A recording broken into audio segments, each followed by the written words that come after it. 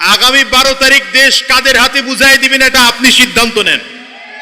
আমার তো এখানে বলা টলার দরকার নেই, তো এতটুকু বলবো, চোরের হাতে দেশ বুঝাই দিয়েন না, ডাকাতদের হাতে দেশ বুঝাই দিয়েন না, বদমাশদের হাতে চেয়ে দেশ বুঝাই দিয়েন না, দাড়িওয়ালা, টুপিওয়ালা, জুব্বাওয়ালা, ইমামদারের কাছে, ইসলামওয়ালার কাছে দেশ বুঝাই দেন। আমার এই দেশে যারা 16টা বছর ধরে শাসন করেছে, 16 বছর ধরে শাসনের নামে আমার দেশ থেকে 28 লক্ষ কোটি টাকা বিদেশ পাচার করছে। কত বুঝে নাই, মুরব্বীরা বুঝে নাই। 28 লক্ষ কোটি মানে কি?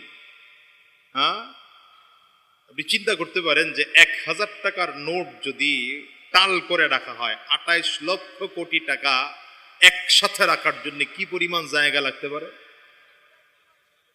একটা সহজ বলি, সহজ উদাহরণ দিয়ে বুঝেন। বাংলাদেশের বর্তমান রিজার্ভ ফান্ড হচ্ছে 3.5 থেকে 4 লক্ষ কোটি টাকার মতো। যখন একটু বেশি ছিল তখন এটা 5.5 থেকে 6 লক্ষ কোটি টাকা পর্যন্ত ছিল। আর পাচার হয়েছে কত লক্ষ কোটি বললাম। এবার আপনি চিন্তা করেন যে আমাদের দেশের রিজার্ভ ফান্ডের কি পরিমাণ টাকা, রিজার্ভ ফান্ডের 2 গুণ, 3 গুণ, 4 গুণ, 5 গুণ টাকা শুধু এদেশ থেকে বিদেশ পাচার হয়েছে। যারা পাচার করেছে এদের কলব একটারও ভালো, আসতে বলে তো, এদের কলব কারো ভালো? এরা টুপিওয়ালা, দাড়িওয়ালা, জুব্বাওয়ালা, নামাজি, আলেম, কথা বলে না। এরা তো আল্লামা সাজিদুর রহমান সাহেবের ভক্তবৃন্দ, কি বলেন? কথা বলে না তো। তাহলে আল্লামা শাহ আহমদ শফি রহমতুল্লাহ আলাইহির ভক্তবৃন্দ, তাহলে আল্লামা মামুনুল হক সাহেবের সাথী সঙ্গী, তাহলে পীর সাহেব চরমনাইয়ের মুরিদ। খেয়াল করে দেখেন তো, এরা যদি 2-4 জন দাড়ি রেখেছ, এই দাড়িটা কিন্তু ইবাদতের দাড়ি না, ওটা রাজনীতির দাড়ি। হ্যাঁ, দাড়িটা, কথা বলেন, আপনারা কিন্তু কথা ভালো বলেন না, ভেজাল আছে। এই রোগী আপনাদের মধ্যে আছে, আওয়াজে মনে হয়। হ্যাঁ, বলেন, এই দাড়িটা ইবাদতের দাড়ি না, রাজনীতির দাড়ি। আর রাজনীতির দাড়ি, যেটার প্রমাণটা কি? প্রমাণ হলো যতদিন ক্ষমতায় ছিল মাশাআল্লাহ চমৎকার দাড়ি। দাড়ি দেখে তো মনে করেছিলাম মাশাআল্লাহ কি চমৎকার একজন মানুষ, টাকাও কম নাই, ক্ষমতাও কম নাই, সে তো দাড়িও রেখেছে, মাথায় টুপিও পরে, সুন্নতি পোশাক পরে। কিন্তু মারে মা, ক্ষমতা যাইতে দেরি, এখন দেখি দাড়ি তো নাই মাশাআল্লাহ, চুলের মধ্যে আবার কালার কইরা কালো বানাইছে। আপনাদের বিবারিয়া পর্যন্ত মনে হয় এই খবর আসে নাই, হ্যাঁ?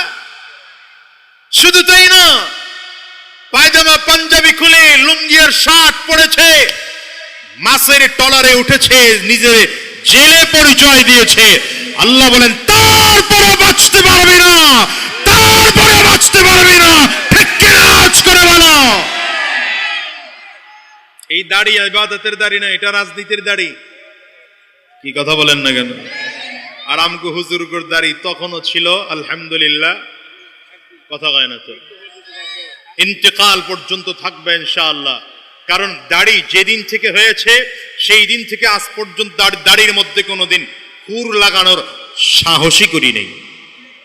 যেদিন থেকে মাথায় টুপি দেয়া শিখেছি সেদিন থেকে মাথা কোনোদিন টুপি ছাড়া রাস্তায় বের হওয়ার চিন্তাই করিনি।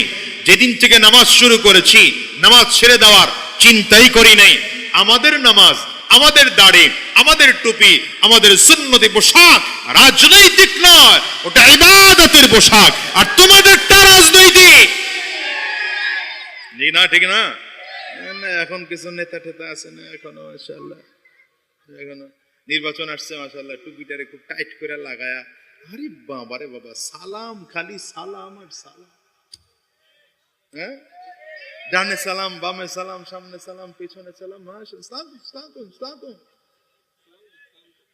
কি কথা বলেন না কেন? সালাম কেমনে দিতে হবে তাও জীবনে আলেমের কাছে যায় নাই তো, আলেম করে জঙ্গি বলে গালি দিছে। আলেমের কাছে গেলে না সে শিখতো সালাম কেমন করে দিতে হয়। হ্যাঁ হ্যাঁ, সালাম, কথা বলেন না, সালাম কেউ মুসলমান, তোমাকে নিয়ে কি বলবো বলো? তুমি সালামটুকু শুদ্ধ করে জানলা না। একজন মুসলমানের উচিত হলো এক কিছু পারুক আর না পারুক সালামটুকু তো শুদ্ধ করে জানবে। হ্যাঁ, আসসালামু আলাইকুম, আর জবাব দিবেন ওয়া আলাইকুম আসসালাম। আসসালাম না না কথা ভাই, সব হুজুরগুর খাতে ফেলে দিছেন, আপনাদের কোনো কাজ নাই। কবর জিয়ারাত এটা হুজুরে নিয়ে যান মসজিদে ইমাম সাহেবের। আপনি তো ঢাকায় থাকেন মাশাআল্লাহ, ঢাকা থেকে বিশাল টাকা পয়সা আপনার প্যারাডো গাড়ি হাঁকায় দেশে ঢুকছেন, ইমাম সাহেবকে নিয়ে আব্বার কবর জিয়ারত করতে যান। লজ্জা লাগে না আপনার? লজ্জা লাগে না আপনার? বাবার কবরের সামনে দাঁড়িয়ে সূরা ফাতিহা পড়তে পারেন না? আমি আপনা করে বলতেছি না, আমি ঢাকার কথা আর আমগো বরিশালের কথা বলতেছি। আহা, জাতিকে আল্লাহ হেফাজত করুন, চিল্লা আমিন বলেন।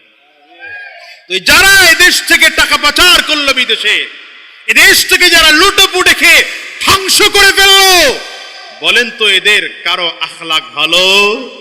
এদের কারো কলব ভালো? এখন দেশটা কার কাছে নিরাপদ এটা আপনার সিদ্ধান্ত, আমি জানি না। এত দেরি হয় কেন? এত দেরি হয় কেন? আগামী 12 তারিখ দেশ কাদের হাতে বুঝাই দিবেন এটা আপনি সিদ্ধান্ত নেন। আমার তো এখানে বলা টলার দরকার নেই।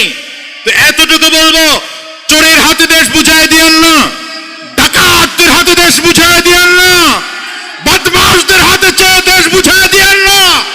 দাড়িওয়ালা, টুপিওয়ালা, চুপ্পাওয়ালা, ইমামদারের কাছে, ইসলামওয়ালার কাছে দেশ বুঝাই দেন।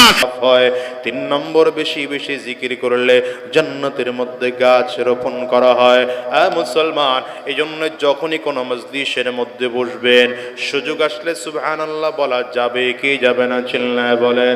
সুযোগ আসবে তো আলহামদুলিল্লাহ বলে ফেলবেন, সুযোগ আসবে তো আল্লাহু আকবার বলবো, সুযোগ আসবে তো লা ইলাহা ইল্লাল্লাহ বলবো। জিকিরের আমল 24টা ঘন্টা করার ফিকির করেন।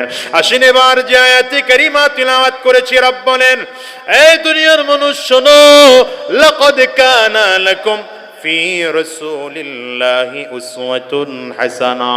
রব্বে কারীম গোটা দুনিয়ার মানুষকে লক্ষ্য করে বলেন, এই দুনিয়ার মানুষেরা, তোমাদের জন্য রয়েছে আমার নবীজির মধ্যে গ্রহণ করার মতো উত্তম আদর্শ। কেমন আদর্শ আমার নবীর ছিল দেখেন। আমার নবী তো গোটা দুনিয়ার মধ্যে সব থেকে শ্রেষ্ঠ আখলাক ওয়ালা ছিলেন।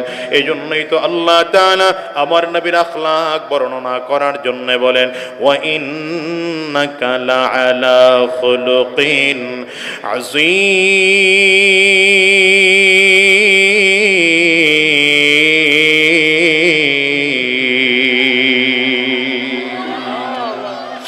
এই দুনিয়ার মানুষ শোনো,